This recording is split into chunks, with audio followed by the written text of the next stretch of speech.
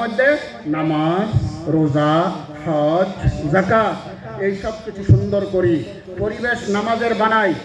রমজান চলে গিয়েছে, না জানি আগামী রমজান হায়াতে পাই কিনা, কারো গ্যারান্টি নেই। 5 ওয়াক্ত নামাজ তো রোজানা ফরজ, এটা তো পাইতে থাকবো। 5 ওয়াক্ত নামাজের পরিবেশ বানাই।